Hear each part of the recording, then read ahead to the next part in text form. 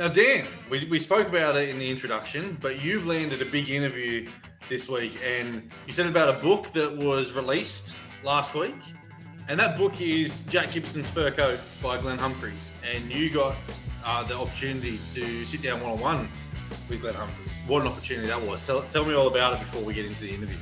Mate, it was fantastic without any spoilers. Got a few laughs out of him. He got a few out of me too. This guy is charismatic. Plus, I'm really looking forward to this book. But look, if you could throw, mate, here we go. Over to you, Dan. Thanks so much, Terry. Now, I'm sitting here tonight joined by someone who's used to be on the other side of this. So we'll see how this goes. We got one journo over here and then me. But, mate, I'm joined now by the author of Jack Gibson's Fur Coat, Glen Humphries. Mate, thank you so much for coming on. Can you just start by letting us know a little bit about the book without giving too much away, what we can expect when we pick it up next week?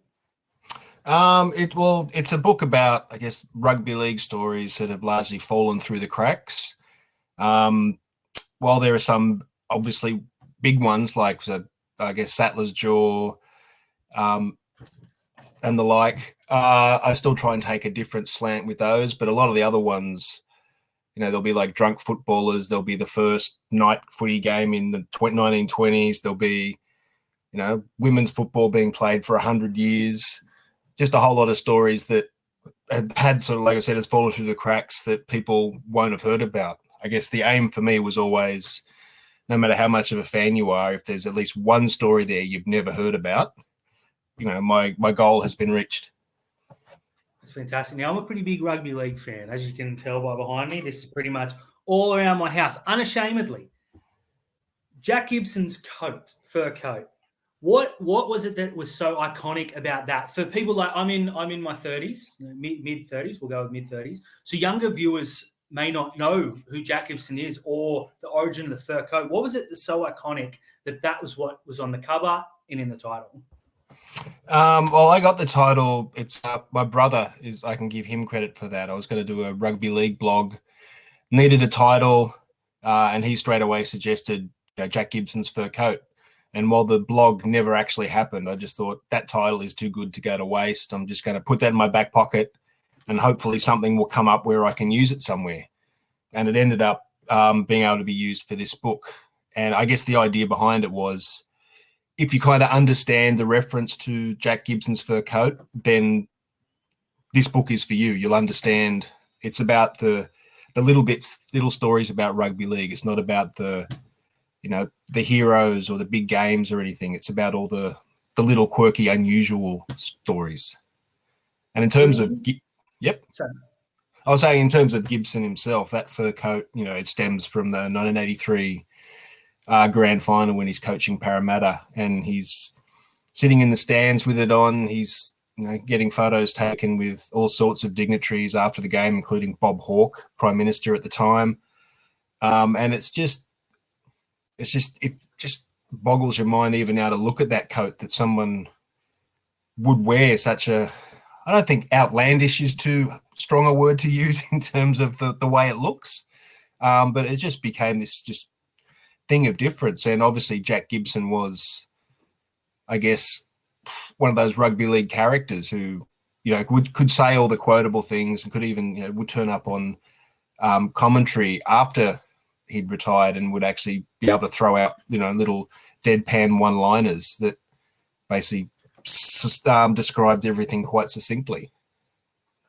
Well, the one Cronulla fans are most, the monkey's off the back now, so I can say it in jest, but for a long time it stood over us that waiting for Cronulla to win a premiership was like waiting for Harold Holt to come back. I mean, Paul Gallen referenced it as the last thing in his speech. I mean, this is a bloke who, transcends. And for the younger viewers, as a coach, do you liken him to anyone today just so people can go back and look into it, or is he just one of a kind?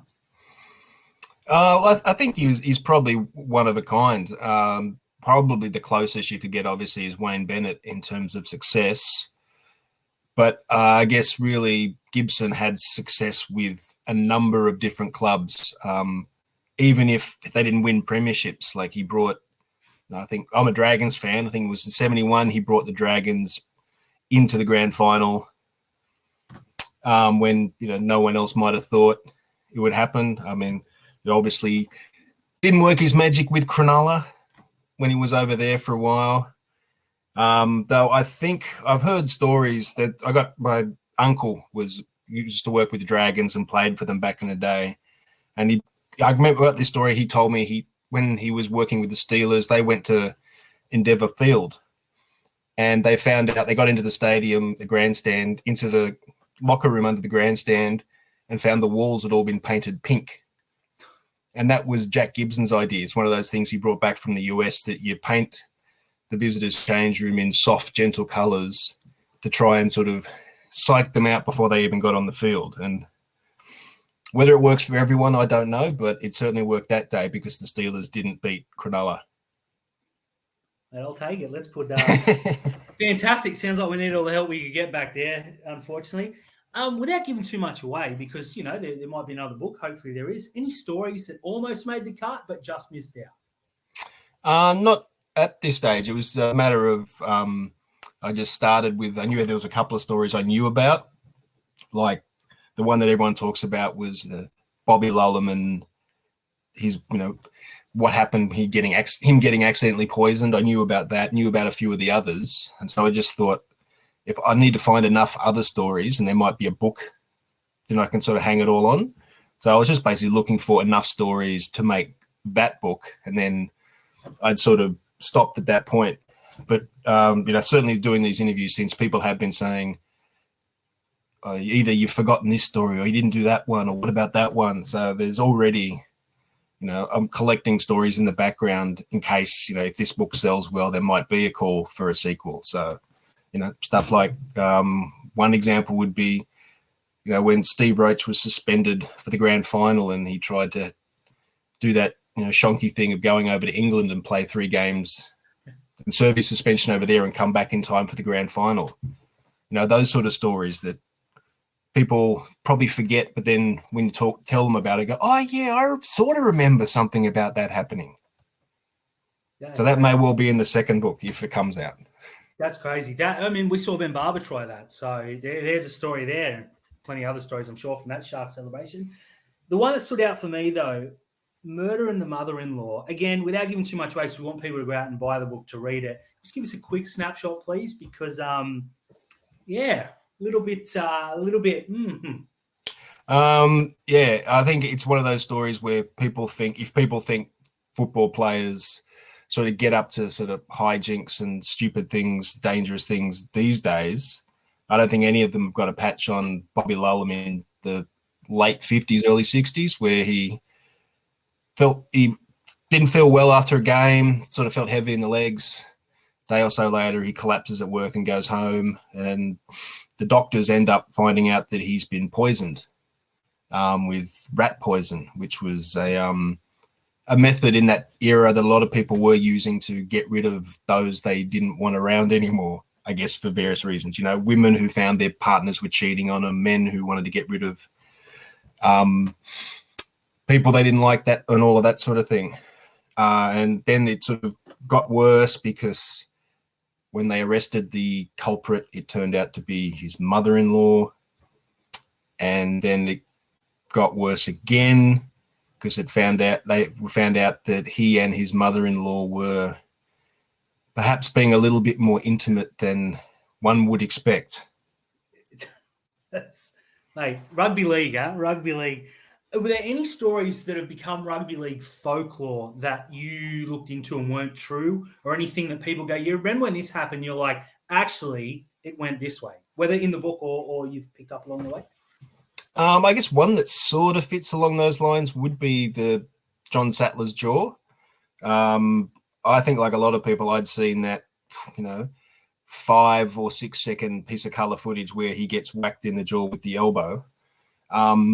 But I'd never actually sat down and watched the whole game, so I didn't have that broader context of where it fit into the game. And so firstly, I was surprised watching that is that it literally comes out of the blue. When I was watching the game, I had to rewind it because I'd noticed the incident had happened before I realised, because I know I just sort of grown up expecting there had to be some biff or something beforehand to justify that level of brutality, but there wasn't. There was nothing that prompted it. It just comes, completely out of the blue. And something else I hadn't realized was that John Bucknell and John Sattler are opposing props. And this incident happens very early in the game. So that means every time a scrum happens, the attacker and the victim are facing off against each other, packing down face to face. And it probably doesn't work well for Bucknell, because every single time after that, Sattler takes it as a chance to, have a get square, put him in a headlock, drag him to the ground, or what have you. And so those were the sort of things that you hear the legend, the story of, he had a broken jaw and he played most of the game. It's absolutely true. But when you watch the whole game, you actually get a greater appreciation and a greater understanding of both what he did and what the whole narrative of it was. Like, I didn't know, for instance, either that Bucknell actually was the one that went off hurt in the second half, because not only was Sattler going after him, pretty much everyone in the South Sydney team was, putting him through a circus of pain, and he had to leave the field. And amazingly, he never got suspended for it either. You're off for a year if you do that today. Oh, 100%. Like we've seen love taps that have got 4 weeks, like with the greatest respects, of course, but a different game. Now, mate, before I go, I just want to hit you a little bit of a pitch, please, because I think there's some stories out there. Everyone's got a camera now, and I think there's a second book in you. But if possible, I want to put some ideas to you for some titles, for some things that kids these days can look at and think, that's iconic, and will grab people's attention. So let me know what you think, because if these are good, we can talk after. If not, well, it's worth a shot. So first of all, I want to throw Nico's wet hair. Yeah, it is an interesting hairstyle that he has. Yeah, I'm assuming he does, just pour the water bottle over his head before the game. Whether it's, he's seen a few old Bill Harrigan refereeing fixtures where he did the same thing with the same sort of hairstyle. Maybe it's for looks. Maybe there is some practicality in it. Maybe it just keeps it out of his hair so he doesn't have to, wear an Alice band or something like we see some soccer players wearing. Very, very good point. I'll put that in the maybe pile. I got 2 more. A big standout for me, Chad Townsend's blown overlap. That's more an in-joke than anything, but that's all good. And, of course, Jared Croker's missed important conversion or penalty kick, which I think has taken over the rugby league world. Sorry for any Canberra fans watching on, but it's hilarious. But, mate, on a serious note, thanks so much for joining us. It's been a pleasure. I could honestly talk for another 20 minutes, half an hour. The book is out now. $29.99, Big W, and all good bookstores. Please, if you're watching, go and grab it. Is it on the Kindle as well? I'm too old for that, but a lot of kids are watching. I'm not sure, to be honest. I would assume so, yeah. Certainly available on Amazon. So. Oh, fantastic. Well, there you go. Get it on Amazon. Everyone's got a train ride in the morning. Good to read. Mate, is there anything else? Is there anywhere else we can catch stuff that you've produced in the past, or perhaps something into the future? Well, this is the second book I've written for this publisher, Gelding Street. The first one came out around the same time last year, and that was called Biff, which was the stories behind sort of iconic rugby league fights. So that included everything from, the Battle of Brookvale in more recently to it was Lance O'Hire and I want to say Robbie Flower in England, where it was a Challenge Cup final. He was lying on the ground, and just clocked him. And even, obviously to West's Manly, in 78. So, so there's about probably 20, 25 stories of Biff. So that one should still be available in bookstores as well. It'll probably be sitting right next to this one when you go into the bookstore. Fantastic. All in one, mate. Thanks again so much for jumping on and having a chat and humouring me with a few laughs. It was no problem. An absolute pleasure. I look forward to reading the book. I might send it back to you to get a sneaky little signature, but, we'll see how it goes. Absolutely. Always love signing my books. Always love it. Thank you so much. Thanks a lot. Man, what an interview that was. I don't know who was the star of that, you or Glenn. Hey, look, I'll take it 50-50, mate. I'm really looking forward to reading the book now. Make sure you get out to all the retailers and grab it. So, Jack Gibson's fur coat. Glen Humphries is $29.99 on sale now. Big W, I saw it today. I'm getting my copy autographed, so it'll be worth triple that. But, make sure you get out all good bookstores now.